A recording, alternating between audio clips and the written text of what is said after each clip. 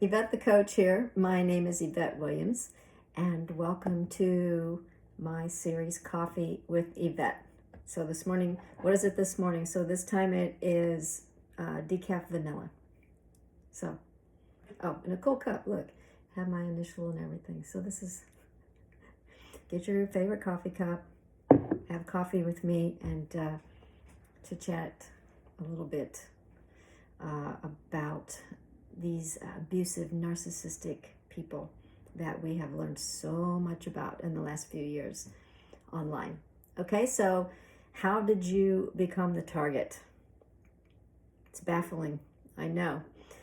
Well, how'd you find yourself in this abusive relationship, this crazy thing that you have found yourself in? What happened, right? Well, there's a variety of ways and circumstances that can come together get you stuck in an abusive situation. And as you know, it happens gradually without you being able to really get a handle on it, what's going on, until you're in deep, right? And the narcissist, this abusive person, they know that. They are very experienced manipulators, and they know that, so they move fast. They move very fast, and you won't have time to breathe or assess anything. As soon as he sees you pondering, you'll be swooped off on another adventure. He's already beginning the campaign to get you out of balance, off balance, and at first it looks like fun, love, energy, excitement. It looks like all these wonderful things. Who is this wonderful person that has shown up, right? Yeah, who wouldn't think that? So for narcissistic relationships, there's often some specifics that create this environment that you're falling in. So we'll take a look at some of those, okay? So the narcissist, the abusive narcissist, seeks out someone who's energetic, bubbly, very attractive, sexy, smart, a good listener. That's a key. Empathic, another key. Likes to help others, another one. Loves animals, is gentle, kind, admired. All the attributes that the narcissistic abuser wishes that he has, but he doesn't really have. He puts on a facade that he has them to his public, his community. And if he's a true narcissist, he will have his public and his community. And here's the kicker. It's often about you being easy to get into a position of financial dependence on the narcissist. So a true narcissist is going to have big income, a big job, lots of comforts, okay? Otherwise, they're probably not really a true narcissist. They're going to have big opportunity, high finances, privileges, comforts, financial comforts. They're going to have a high profile. They're going to have lots of money flowing in their direction very easily. It just, everything just works for them, and no matter who they step on, no matter who they hurt, they just breeze right on through it, okay? So when you respond positively to them, when they say something like, I can tell you'd be a great homemaker, and they say this along with a barrage of compliments that they've been doing, they are doing this to get you to fall into their little scheme so that they can engulf you and then own you. And when they do, and they say these things, and you're getting sucked into their delusion that they're the king, and you are to serve their every wish and command, and you're required to love doing it, they might say something that sounds very rational, like, wow, I make so much more money. Why waste your time anymore? We don't need your money. Just stay home. We'll have lots of fun. We're going to go on great trips, and we're going to do fun things. And you don't even have to worry about that anymore. And so he begins scheduling all these fantasy over-the-top trips and events and functions and things. And sounds pretty darn good, right? Especially for raising children, or proceeding on through your last 25 years of your life. So maybe you're a little bit later in life. Maybe you're 50 or over. And this person has shown up and sounds wonderful, right? So you kind of think, well, I'm going to, at the very least, I'm going to kind of explore this anyway. Getting you financially dependent on them is a key to their success in having all the power in the relationship and having all the control. Okay, and that's all they want. They don't care about anything else. They want to be right, and they want to have all the power and all the own all the emotions in the relationship. And there can be no space for anything or anybody else. It's just all about them.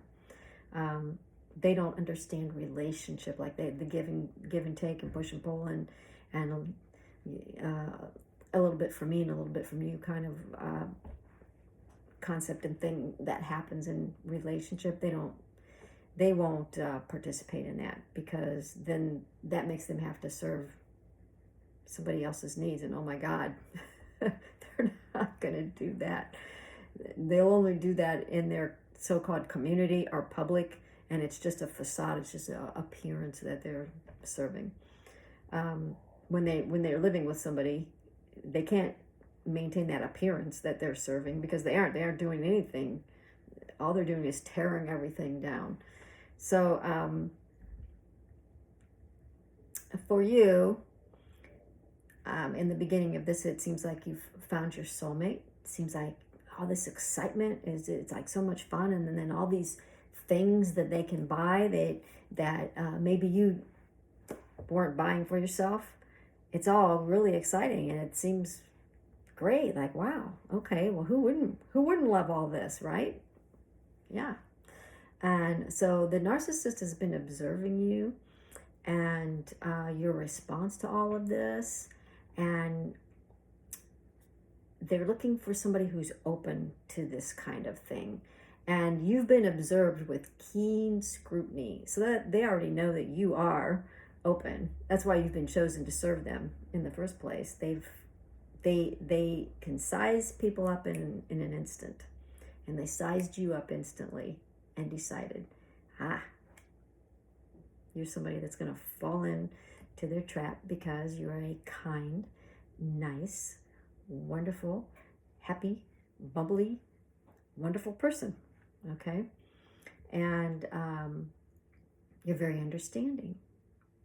And they totally prey on people that are understanding, so that way they can be the horrible people they are, and then just constantly try to get that person to feel sorry for them and understand where they're coming from. And so you were selected because you were understanding. One reason you were understanding, and all the other ones that I just mentioned as well. If they can begin their campaign to get you completely, in every way, mentally, emotionally, sexually, financially dependent, and any completely dependent on them, in their minds, they're winning. They own you. They can do anything they want to you, say anything they want to you, and you can't leave. So you're like, now you're a prisoner. Now they own you. So you become the servant. You must serve their emotional needs. You must be the mommy in every way, shape, and form. You must mommy them. Okay? That's what they want. That's all they want. They're not looking for partnership. They're not looking for a wonderful relationship. They are looking for a mommy.